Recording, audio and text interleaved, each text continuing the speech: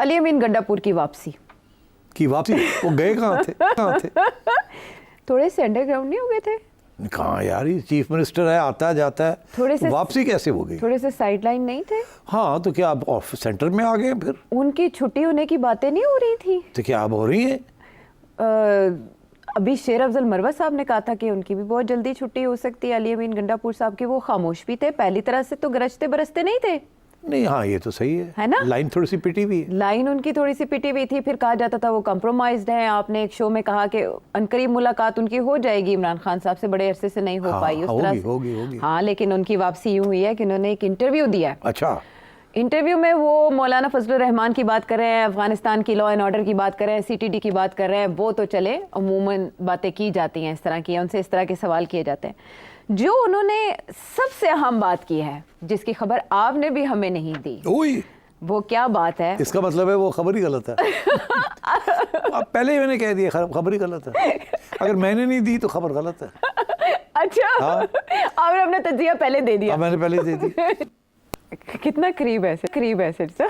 کوئی قریب نہیں ہے۔ دیکھیے اگر خان صاحب کی یہ پیغام ہے تو خان صاحب کہیں نا، گنڈاپور صاحب کو کیوں کہہ رہے ہیں؟ اتنے وہ پیغام دیتے ہیں اپنے، ہر روز کوئی نہ کوئی ان کا پیغام آ رہا ہوتا ہے، ٹویٹر پہ چل رہا ہوتا ہے لانگ، تو کریں نا، یہ کہیں نا بات، مگر وہ تو نہیں کہتے نا یہ بات۔ اور یہاں تک اسٹیبلشمنٹ کی بات ہے، میرا نہیں خیال اسٹیبلشمنٹ نے کوئی کسی قسم کی کمٹمنٹ کی ہے، نہ وہ اسٹیج پہ کمٹمنٹ کرنے کے لیے تیار ہیں۔ وہاں سے تو ایک ہی بات آتی ہے، معافی مانگو، تسلیم کرو کہ آپ نے یہ حرکتیں کی تھیں، تو جو کہ وہ تسلیم کر ہی نہیں سکتے، کریں گے تو لائن پٹ جائے گی۔ تو اس لیے میں سمجھتا ہوں ابھی ڈیڈ لاک ہے۔ اچھا اب یہ کیوں کہہ رہے ہیں کہ خان صاحب بھی تیار ہیں کمپرومائز کرنے کے لیے اور اسٹیبلشمنٹ بھی تیار ہے، یہی کہہ رہے ہیں۔ میں نہیں سمجھتا خان صاحب اس وقت تیار ہیں، اور میں نہیں سمجھتا اسٹیبلشمنٹ اس وقت تیار ہے۔ تو ان کا یہ کہنا اسی لیے ہے کہ تاکہ ان کا ریلیونس رہے، ان کی ڈیمانڈ رہے، ان کی خان صاحب کو یہ احساس ہو کہ یہ جینیونلی اسٹیبلشمنٹ کے ساتھ رابطے میں ہیں، اور شاید کوئی باتیں طے ہو چکی ہیں، اور پارٹی کے اندر بھی اپنی اہمیت کو برقرار رکھنے کے لیے۔ This whole interview is aimed at that. میری ہمدردی گنڈاپور صاحب کے ساتھ ہے، بڑی مشکل سچویشن میں ہے۔ یہ بڑے فائری اسپیکر تھے، یہ بڑے فائری قسم کے ایجیٹیٹر تھے۔ اب چیف منسٹر بننے کے بعد ہی is in a difficult situation, federal government کے ساتھ بھی کام کرنا ہے، اسٹیبلشمنٹ کو بھی ناراض نہیں کرنا، خان کو بھی ناراض نہیں کرنا، پارٹی کو بھی ساتھ لے کے چلنا ہے۔ سو اس قسم کے ایشوز بن رہے ہیں، اور میں سمجھتا ہوں کہ گنڈاپور صاحب از in a difficult situation.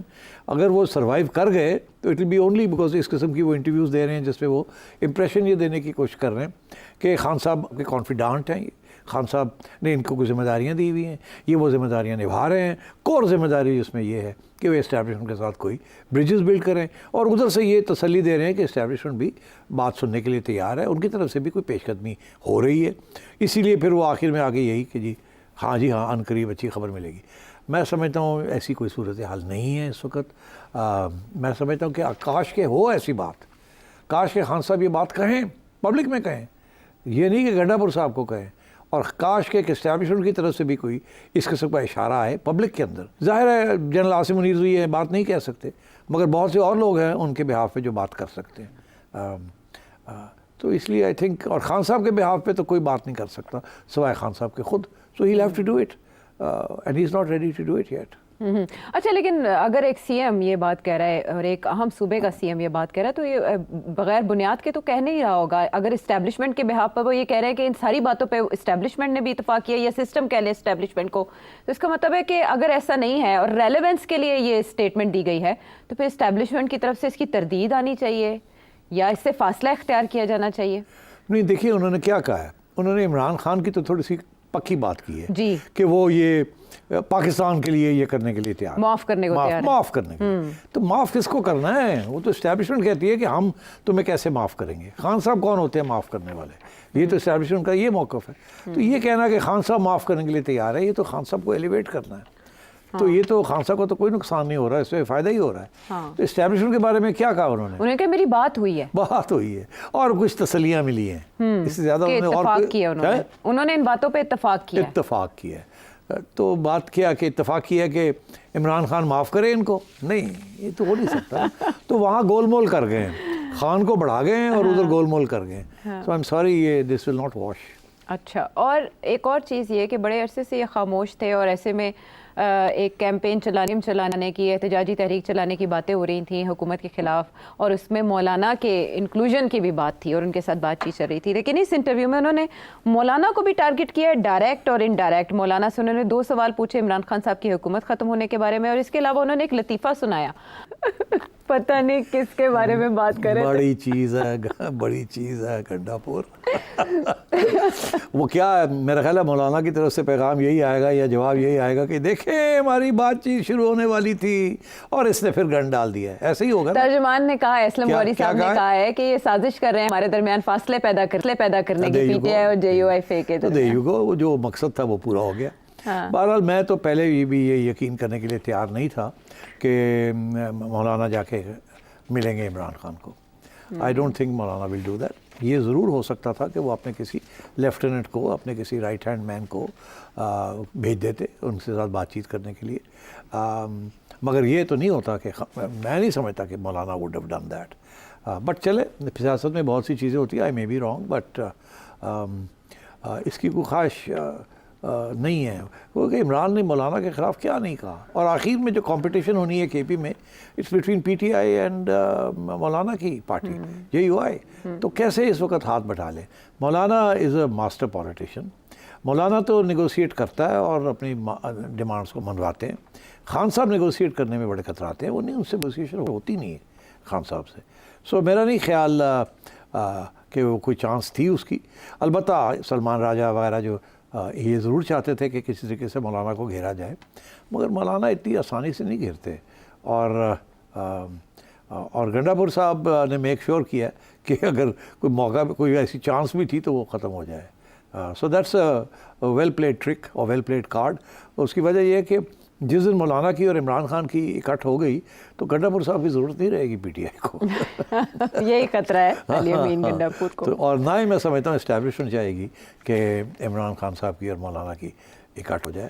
That would create a very big problem. اور عمران تو چاہیں گے یہ, مگر مولانا یہ نہیں چاہیں گے کہ وہ نمبر 2 ہو جائیں ٹو عمران خان. وہ یہی چاہیں گے کہ اس کو استعمال کر کے and he should negotiate with the establishment and with the political parties. ٹھیک ہے, یہ ہے اس کے مضمرات اس انٹرویو کے. بہرحال علی امین گنڈا پور صاحب نے بہت اہم باتیں کی, کچھ دن تو میڈیا کی زینت بنے گی. چلیں اب آگے بڑھتے ہیں اور چلتے ہیں ترکیے. ترکیے میں عالمی ذرائع ابلاغ کافی سٹوریز پبلش کر رہے ہیں. وہاں کے حالات نے یکدم ٹرن لیا, یہاں تک کہ ایک بی بی سی کے رپورٹر کو اریسٹ کر لیا گیا اور ڈیپورٹ کر دیا گیا, اور بڑے پیمانے پر گرفتاریاں ہوئی ہیں. سر صاحب یہ کیا ہو رہا ہے ترکیہ میں؟ ہاں یار, ترکی میں ایک دم ایک پروٹیسٹ شروع ہو گئی ہے اگینسٹ اردوغان. یہ کہتے ہیں کہ یہ 10 سال میں سب سے بڑی پروٹیسٹ موومنٹ ہے.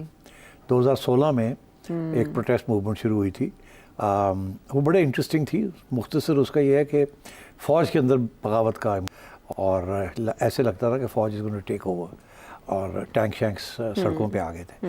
مگر پھر اردوغان کے جو سپورٹرز تھے وہ سڑکوں پہ آ گئے, انہوں نے نیوٹرلائز کر دیا ٹینکس کو, اور وہ کو جو تھا وہ فیل ہو گیا. اور اس کے بعد اردوغان نے لمبی صفائی کی فوج کے اندر, اور صاف صوف کر کے اپنا پاور کو کنسولیڈیٹ کیا. اب 22 سال ہو گئے پاور میں آنے میں, پہلے ایز پرائم منسٹر دین ایز پریزیڈنٹ. اب ان کی جو ٹرم ہے وہ آخری اس کی جو ہے 28 تک ہے, 2028, 3 سال اور الیکشنز ہونے ہیں. اچھا, اس وقت الیکشن ہونے, اور انڈر دا ایگزسٹنگ کانسٹیٹیوشن جو کہ اس نے ایمینڈ کی ہوئی ہے اپنے آپ کو لمبی ٹرم دینے کے لیے, وہ اب کانسٹیٹیوشن کو امینڈ کرنا پڑے گا, کیونکہ اس کے بعد یہ الیکٹ نہیں ہو سکتا. تو یا تو پھر ایک دفعہ کانسٹیٹیوشن کو امینڈ کرے, یا پھر یہ اس کی آخری ٹرم ہے. اچھا, اب جو ارادے اس کے نیک نہیں ہیں وہ تو سب کو پتہ ہی ہے. ہی از این اتھارٹیرین, اور دن بدن زیادہ اتھارٹیرین ہوتا جا رہا تھا, زیادہ سارے ڈیموکریٹک فریڈمز کم ہوتے جا رہے تھے. اور وہاں بھی وہی چینج کی ہوا چل رہی ہے ترکی میں بھی, اور وہ بھی چاہتے ہیں کہ اب چینج آئے. اور یہ صاحب جو ہیں, یہ میئر آف استنبول تھے, بڑے پاپولر شخص ہیں. انہوں نے ایک نئی پارٹی لانچ کی ہے, اور ان کا نام ہے اکرم امام اوگلو. ان کو انہوں نے اردوغان نے ابھی 3 سال رہتے الیکشن میں, وہ سمجھتا ہے کہ یہ بڑی تھریٹ ہے, اس کو اریسٹ کر لیا, اس کو اریسٹ کر کے اور اس کے ساتھ اس کی پارٹی کے لوگوں کو بھی اریسٹ کر لیا اور جیلوں میں ڈال دیا. کرپشن کے وہ یار جب بھی کہ یہ ہوتا ہے تو کرپشن ہی لگاتے ہیں. ہمارے ہاں تو آپ کو پتہ ہی ہے, کوئی بچا کرپشن سے, سب کے اوپر کرپشن کے الزام لگتے ہیں, پھر چھٹی کرا دیتے ہیں, پھر عوام کہتی ہے واپس لے آؤ, عوام واپس لے آتے ہیں. ان پہ بھی کرپشن کے الزام لگا دیے. اب یہ ہے کہ یہ these are very very important. اس کے جو پروٹیسٹ کا جو ڈائمینشن ہے اس میں بڑی دلچسپ چیزیں ہیں. ایک تو یہ ہے کہ اس کی گرفتاری کے اوپر ہوا,